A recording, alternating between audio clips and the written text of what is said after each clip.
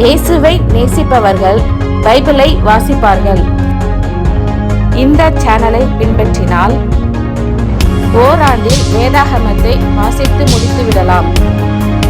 Follow பண்ணுங்க, subscribe பண்ணுங்க. 2 ராஜாக்கள் 16ஆம் அதிகாரம். ரெமலியாவின் குமாரனாகிய பெக்காவின் 17ஆம் வருஷத்தில் யூதாவின் ராஜாவாகிய யோதாமின் குமாரன் ஆகாஸ் ராஜாவானான். ஆகாஸ் ராஜாவாகிற போது 20 வயதாயிருந்து எருசலேமிலே 16 வருஷம் அரசாண்டான். அவன் தன் தகப்பனாகிய தாவீதைப் போல் தன் தேவனாகிய கர்த்தரின் பார்வைக்கு செம்மையானதைச் செய்யாமல் இஸ்ரவேல் ராஜாக்களின் வழியிலே நடந்து, கர்த்தர் இஸ்ரவேல் புத்திரருக்கு முன்பாக துரத்தின ஜாதிகளுடைய அருவருப்புகளின்படியே தன் குமாரனை முதலாய் தீக்கடக்க பண்ணினான். மேடைகளிலும் மலைகளின் மேலும் பச்சையான சகல மரத்தின் கீழும் பலியிட்டு தூபம் காட்டி வந்தான். அப்பொழுது சீரியாவின் ராஜாவாகிய ரேத்சீனும் இஸ்ரவேலின் ராஜாவாகிய ரெமலியாவின் குமாரன் பெக்காவும் எருசலேமின் மேல் யுத்தம் பண்ண வந்து ஆகாசை முற்றுகை போட்டார்கள். ஆனாலும் ஜெயிக்க மாட்டாதே போனார்கள். அக்காலத்திலே சீரியாவின் ராஜாவாகிய ரேத்சீன் ஏலாத்தை திரும்ப சீரியாவோட சேர்த்துக் கொண்டு யூதரை ஏலாத்திலிருந்து துரத்தினான். சீரியர் ஏலாத்திற்கு வந்து இந்நாள் வரைக்கும் அவ்விடத்திலே குடியாயிருக்கிறார்கள். ஆகாஸ் அசீரியாவின் ராஜாவாகிய திகிலாத் பிலேசரிடத்திற்கு ஸ்தானாபதிகளை அனுப்பி, நான் உம்முடைய அடியானும் உம்முடைய குமாரனுமாயிருக்கிறேன். நீர் வந்து எனக்கு விரோதமாய் எழும்பின சீரியா ராஜாவின் கைக்கும் இஸ்ரவேல் ராஜாவின் கைக்கும் என்னை நீங்களாக்கிவிடும் என்று சொல்லச் சொல்லி, கர்த்தருடைய ஆலயத்திலும் ராஜாவின் அரமனை பொக்கிஷங்களிலும் அகப்பட்ட வெள்ளியையும் பொன்னையும் எடுத்து அசீரியாவின் ராஜாவுக்கு காணிக்கையாக அனுப்பினான். அசீரியா ராஜா அவனுக்கு செவி கொடுத்து தமஸ்குவுக்கு போய் அதை பிடித்து அதன் குடிகளை கீர் பட்டணத்திற்கு சிறைப்பிடித்துக் கொண்டு போய் ரேத்சீனை கொன்று போட்டான்.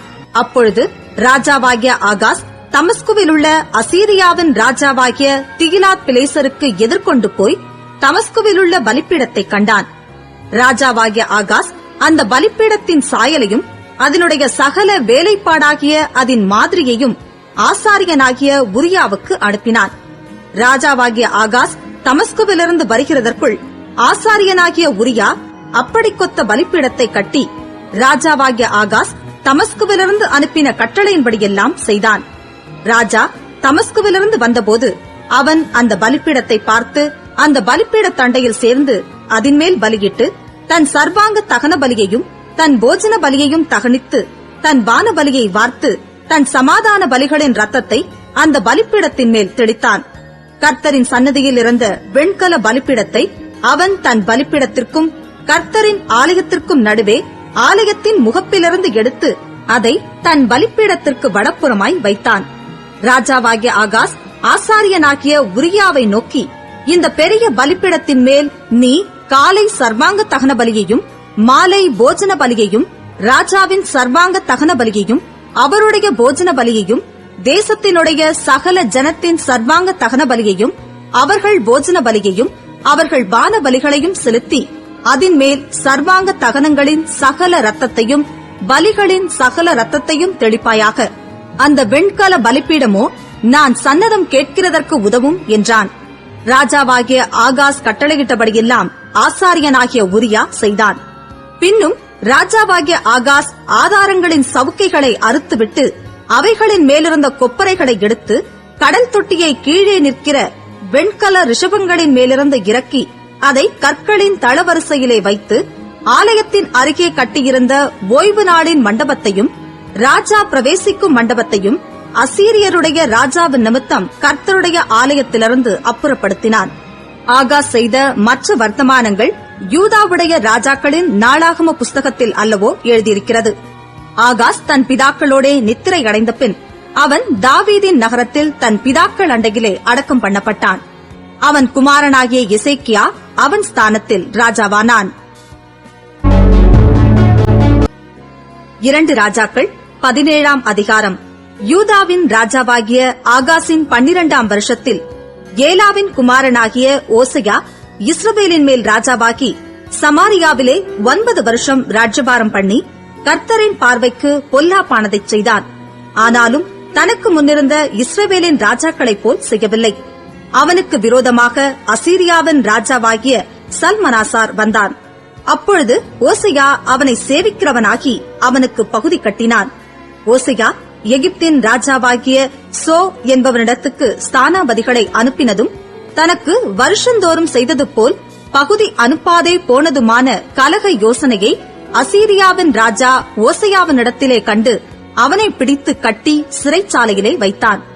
அசீரியா ராஜா தேசமெங்கும் போய் சமாரியாவுக்கும் வந்து அதை 3 வருஷம் முற்றுகை போட்டிருந்தான். ஓசையாவின் 9ஆம் வருஷத்தில் அசீரியா ராஜா சமாரியாவை பிடித்து இஸ்ரவேலை அசீரியாவுக்கு சிறையாக கொண்டு போய் அவர்களை கோசா நதி ஓரமான ஆலாகிலும் ஆபோரிலும் மேதியரின் பட்டணங்களிலும் குடியேற்றினான்.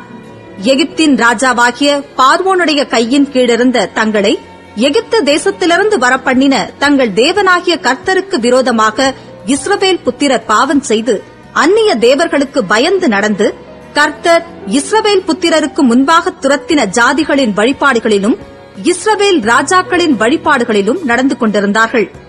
செய்யத்தகாத காரியங்களை இஸ்ரவேல் புத்திரர் தங்கள் தேவனாகிய கர்த்தருக்கு விரோதமாக ரகசியத்தில் செய்ததுமன்றி காவல் காக்கிற கோபுரங்கள் தொடங்கி அரணான பட்டணங்கள் மட்டுமுள்ள தங்கள் ஊர்களிலெல்லாம் தங்களுக்கு மேடைகளையும் கட்டி உயரமான சகல மேட்டின் மேலும் பச்சையான சகல மரத்தின் கீழும் தங்களுக்கு சிலைகளையும் விக்கிரக தோப்புகளையும் நிறுத்தி கர்த்தர் தங்களை விட்டு குடிவிலக்கின ஜாதிகளைப் போல சகல மேடைகளிலும் தூபம் காட்டி கர்த்தருக்கு கோபமுண்டாக துர்க்கிரியைகளை செய்து இப்படி செய்யத்தகாது என்று கர்த்தர் தங்களுக்கு சொல்லியிருந்தும் நரகலான விக்கிரகங்களை சேவித்து வந்தார்கள்.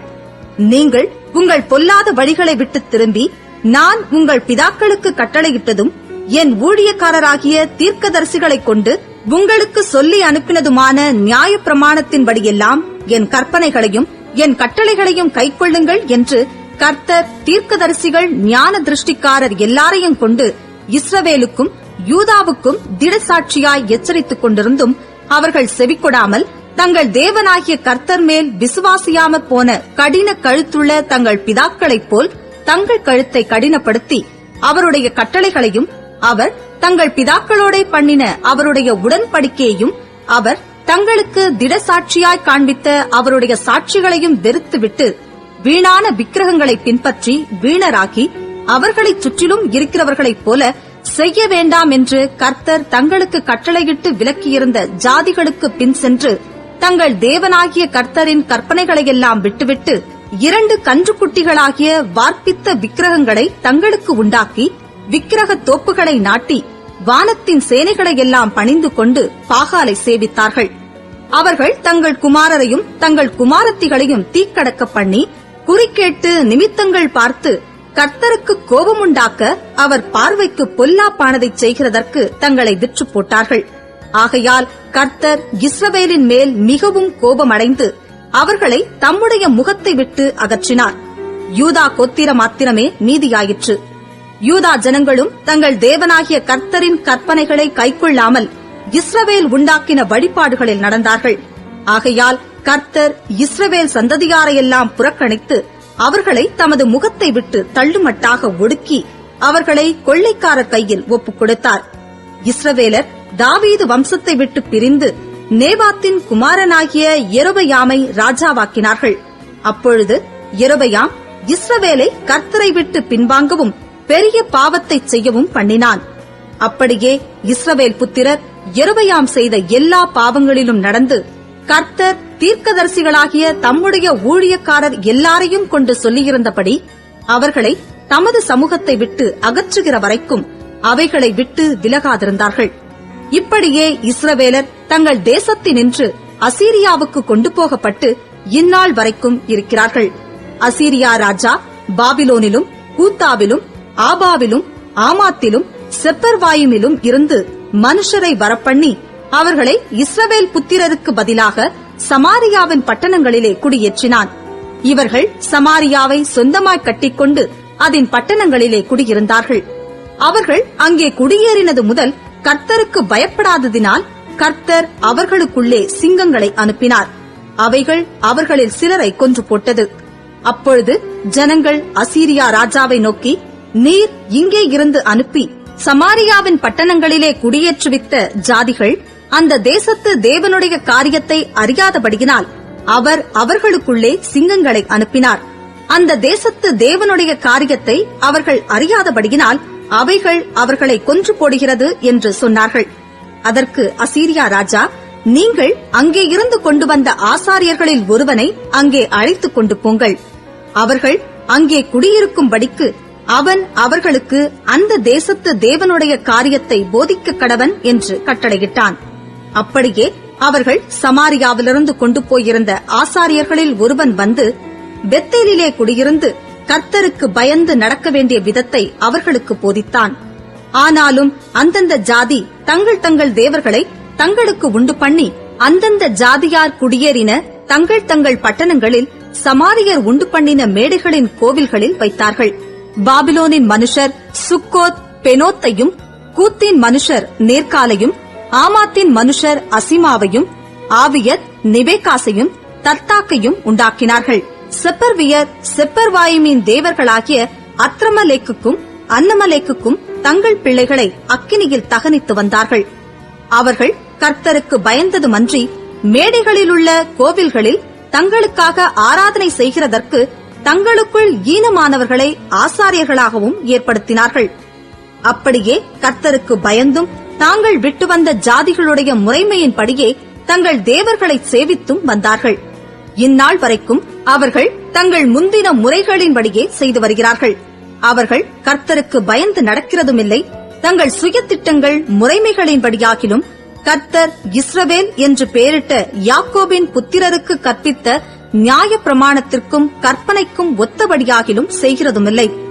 கர்த்தர் இவர்களோட உடன்படிக்கை பண்ணி இவர்களுக்கு கற்பித்தது என்னவென்றால், நீங்கள் அந்நிய தேவர்களுக்கு பயப்படாமலும் அவர்களை பணிந்து கொள்ளாமலும் சேவியாமலும் அவர்களுக்கு பலியிடாமலும் உங்களை மகா வல்லமையினாலும் ஓங்கிய புயத்தினாலும் எகிப்து தேசத்திலிருந்து வரப்பண்ணின கர்த்தருக்கே பயந்து அவரையே பணிந்து கொண்டு அவருக்கே பலியிட்டு அவர் உங்களுக்கு எழுதி கொடுத்த திட்டங்களின்படியும் முறைமைகளின்படியும் நியாய பிரமாணத்தின்படியும் கற்பனைகளின்படியும் நீங்கள் சகல நாளும் செய்கிறதற்கு கவனமாயிருந்து அந்நிய தேவர்களுக்கு பயப்படாதிருங்கள். நான் உங்களோட பண்ணின உடன்படிக்கையை நீங்கள் மறவாமலும் அந்நிய தேவர்களுக்கு பயப்படாமலும் உங்கள் தேவனாகிய கர்த்தருக்கே பயந்து நடப்பீர்களாக. அப்பொழுது அவர் உங்கள் எல்லா சத்துருக்களின் கைக்கும் உங்களை தப்புவிப்பார் என்று அவர்களுக்கு சொல்லியிருந்தார். ஆனாலும் அவர்கள் செவிக்கொடாமல் தங்கள் முந்தின முறைமைகளின்படியே செய்தார்கள். அப்படியே அந்த ஜாதிகள் கர்த்தருக்கு பயந்தும் தங்கள் விக்கிரகங்களை சேவித்தும் வந்தார்கள். அவர்கள் பிள்ளைகளும் அவர்கள் பிள்ளைகளின் பிள்ளைகளும் தங்கள் பிதாக்கள் செய்தபடியே இந்நாள் வரைக்கும் செய்து வருகிறார்கள்.